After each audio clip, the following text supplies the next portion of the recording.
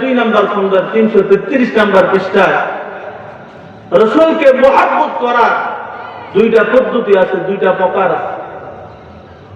রাসূলের সবচেয়ে আপনজন রাসূলের চাচা, 2 জন চাচা জান্নাতি আর 2 জন চাচা জাহান্নামী।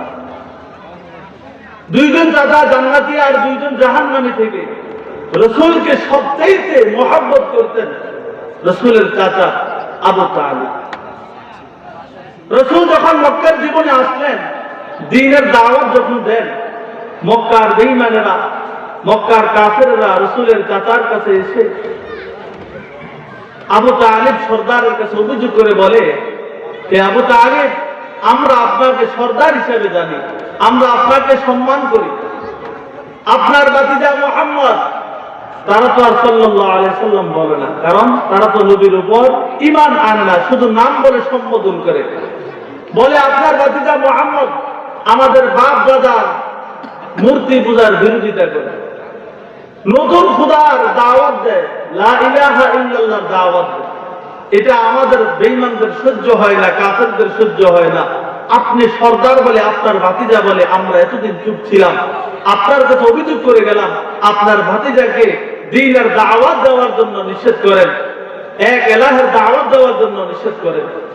নবীজির চাচা আবু তালিব রাসূলকে ডাক দিলেন, ভাতিজা মুহাম্মদ, তুমি তো শুনেছ মক্কার কাফেররা এসে আমার কাছে কি অভিযোগ করেছে, অতএব তুমি আজকে থেকে দ্বীনের দাওয়াত দেওয়া বন্ধ করে দাও, এক ইলাহের দাওয়াত দেওয়া বন্ধ করে দাও, মূর্তির বিরোধিতা করা বন্ধ করে দাও। আল্লাহ রাসূল সাল্লাল্লাহু আলাইহি সাল্লাম নিশ্চুপ হয়ে কান্না শুরু করে দিলেন। রাসূলের চাচা আবু তালিব লক্ষ্য করে দেখে আল্লাহ রাসূলের চোখ থেকে পানি ঝরতেছে। ডাক দিয়া বলে, ভাতিজা মুহাম্মদ, কি ব্যাপার, তুমি কান্না করতেছো কেন? কোন দুঃখের কথা মনে করছে কিনা আমাকে বলো, তোমার চোখের পানি আমি চাচা আবু তালিবের সহ্য হয় না।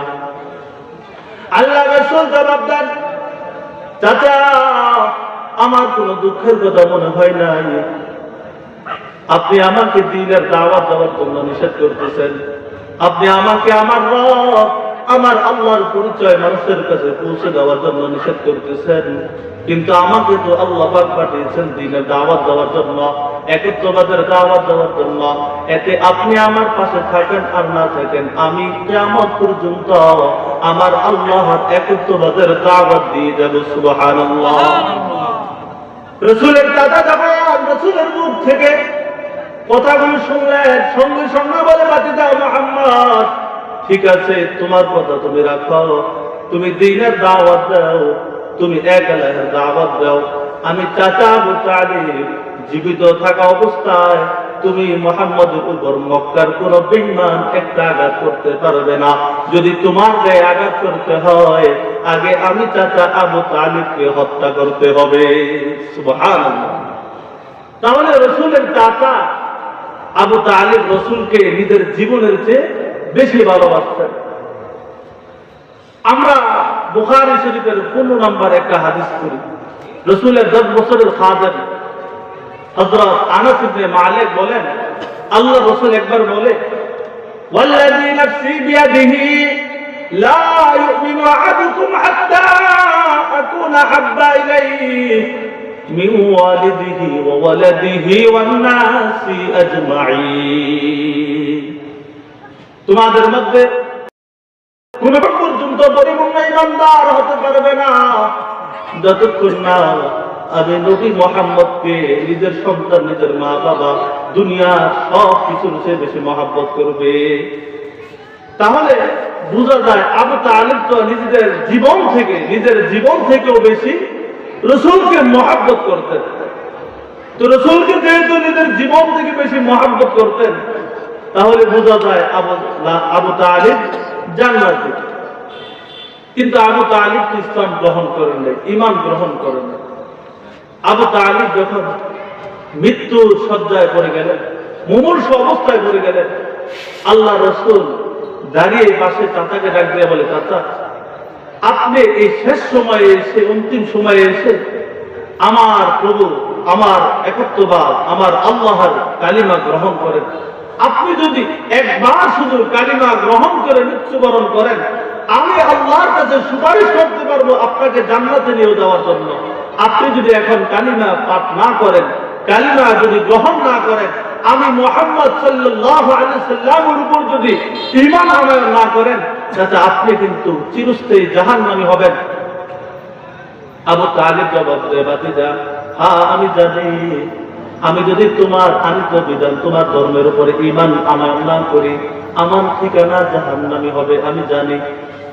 নবীজি প্রশ্ন করলেন, চাচা আপনি জানা সত্ত্বেও কেন ঈমান আনয়ন করেন না, কেন ইসলাম গ্রহণ করেন না?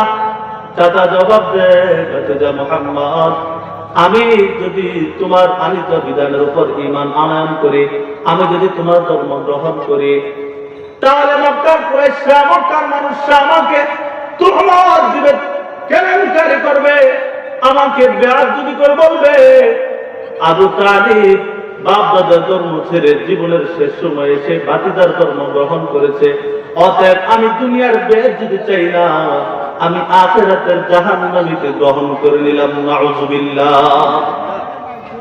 রাসূলের মন তো মায়া, যেহেতু রাসূল জন্মের আগেই বাবাকে হারিয়েছেন, শুরু লগ্নে রাসূলের দাদা আব্দুল মুত্তালিবের উপর লালিত পালিত হয়ে বড় হয়ে দাদাকে হারানোর পর দীর্ঘ 40 থেকে 45 বছর আবু তালিবের কাছে মাথা হাতে বড় হয়েছে, তাতে অবশ্যই মহব্বত হবে, মায়া তো অবশ্যই হবে।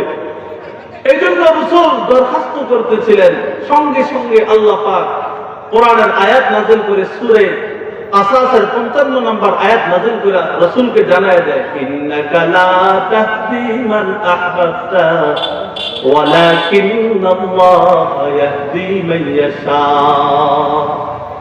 হে রাসূল, আপনি যাকে মহব্বত করেন, আপনি যাকে মহব্বত করেন, লা তাহদি, আপনি তাকে হেদায়েত দিতে পারবেন না। মান আহবাবতা ওয়ালাকিন্নাল্লাহ ইয়াহদি মান ইয়াশা, আমি আল্লাহ যাকে চাই একমাত্র তাকেই হেদায়েত দান করি।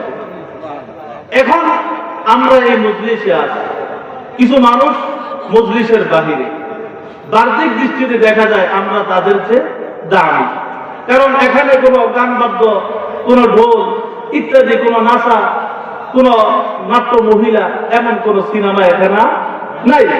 যা কিছু বলা হবে হযরত উলামায়ে কেরাম যা বলবেন, কোরআন এবং হাদিসের কথা বলবেন। তাহলে প্রত্যেকটা কথা শোনা, প্রত্যেকটা কথার উপর আমল করা আমার আপনার আখিরাতের জিন্দেগিতে সহজ হবে। একটা আমল শিখে যদি এখান থেকে যাই, আমি হতে পারে এই আমল উসিলায় জান্নাতি হব। তাহলে বোঝা যায় আল্লাহ পাক এই এলাকা, এই মান্দারতলী যুব সমাজের মানুষদের থেকে পছন্দ করে আল্লাহ পাক নিজে হেদায়েত দান করে আমাদেরকে এখানে আনছেন। আমরা বাহিরের মানুষের চেয়ে আমরা এখানে যারা আছে তারা কি দামি, কারণ হেদায়েত এটা আল্লাহ তাআলার উপর। এই যে যুবক ভাইয়েরা এত সুন্দর আয়োজন করেছে, এত চমৎকার আয়োজন, এত সুন্দর পরিবেশ, এই পরিবেশ যুবকরা কষ্ট করে, প্রবাসী ভাইয়েরা কষ্ট করে আয়োজন করেছে, চেষ্টা করেছে মানুষকে দ্বীনের কথা শোনানোর জন্য। কিন্তু যদি তারপরও মানুষ না শুনে, এতে আমাদের কিছু করার নাই, কারণ হেদায়েত আল্লাহ তাআলার পক্ষ থেকে আসবে। আল্লাহ তাআলার পক্ষ থেকে যদি হেদায়েত আসে, তাহলে এই কষ্টকে তারা সফল করার জন্য মাঠে ময়দানে থাকবে। প্রত্যেক রাত্রি তো গুম হয়, একটা রাত্রি কি গুম হারাম করা যায় না? সম্মানিত হাজিরিন, বলতেছিলাম আল্লাহ রাসূল আপন চাচাকে জান্নাতে নেওয়ার জন্য সুপারিশ করবে, কিন্তু চাচা তারপরও কালিমা গ্রহণ করে না। একটা কারণ, চাচা জানে যদি মুহাম্মদের কালিমা গ্রহণ করে দুনিয়াতে বেয়াজ্জতি হবে। তদ্রূপভাবে আমার আপনার সমাজে এমন অনেক মানুষ আছে যারা কোরআন জানে, কোরআন বুঝে, রাসূলের সুন্নাত জানে, রাসূলের সুন্নাত না মানার কারণে কি শাস্তি হবে এটাও জানে, তারপরও রাসূলের সুন্নাত মানে না, আল্লাহ তাআলার হুকুম পালন করে না। শুধুমাত্র সমাজের মানুষ কি বলবে এটা ভেবে কথা বলুন, ঠিক কিনা? শুধুমাত্র সমাজের মানুষ কি বলবে, আমি টুপি পরে যদি মসজিদে যাই, মানুষ বলবে নতুন মুসল্লি, এই তহমত শোনার কারণে আমি আপনি জেনে বুঝে কোরআন মানি না, রাসূলকে মানি না, কথা বলুন, ঠিক কিনা?